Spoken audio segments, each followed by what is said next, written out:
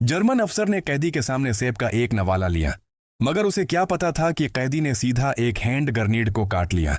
ये मंजर देखकर अफसर हैरान रह गया। उसे लगा कि ये तो खुली चीलंजंग है। इसने गुस्से में आकर कैदी को एक मक्का दे मारा। मगर जो कुछ आगे हुआ वो और भी अजीब था। मक्का खाने के बाद कैदी का चेहरा ऐसा हो गया जैसे उल्टी करने वाला हो। फिर उसने मना से एक रिबन निकालना शुरू की, और जब सब कुछ बाहर निकला तो वो एक तमगा निकला। और ये कोई आम तमगा नहीं था, बल्कि ये जर्मन फौज का सबसे आली एजाज था। ये देखकर अफसर भी हैरान रह गया और हैरत से पूछने लगा कि यह तमगा तुम्हें कहाँ से मिला। तब कैदी ने एक जोरदार पाद मारी और उसी वक्त एक घंटी बजने की आवाज आई। अफसर ने फौरन अपनी जेब की घड़ी तलाश की, मगर कैदी ने अपनी पश्त से वो घड़ी निकाल ली। अफसर शशदर रह गया। उसे समझ ही नहीं आया कि उसकी घड़ी कैदी के पास कैसे पहुंची। जब वो घड़ी वापस लेने के लिए आगे बढ़ा तो कैदी एक कन्वे पर चढ़ गया और कुछ कहे बगैर अंदर छलांग लगा दी।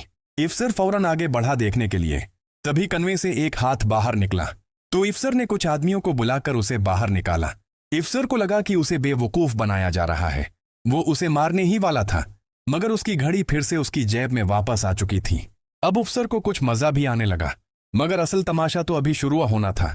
कैदी ने सर्कस के जोकर की तरह करतब दिखाना शुरू किए। सबकी नजरें इसी पर जम गईं। सब उसमें दिलचस्पी लेने लगे और वहां मौजूद फौजी हंस हंस कर लौटपोट हो गए। माहौल एकदम हल्का फल्का हो गया। कमांडर ने उसकी करतबबाजी देखकर खुशी में सेब का एक नवाला लिया, मगर कैदी ने फिर से एक हैंड ग्रेनेड निकालकर उस काट लिया। ये देखकर सब फौजी फिर से घबरा गए। कुछ ने बंदूकें निकाल लें कि कहीं कुछ हो न जाए, मगर कमांडर देखना चाहता था कि कैदी आखिर कर क्या रहा है। तभी कैदी ने और हैंड ग्रेनेड्स निकाले और करतबबाजी शुरू कर दी। वो खेलते खेलते आहिस्ता आहिस्ता पीछे की तरफ जाने लगा। फिर अचानक वो घूमकर एक गोदाम में दाखिल हो गया। अफसर ने फौरन सिपाहियों को कहा कि जाकर देखो क्या हो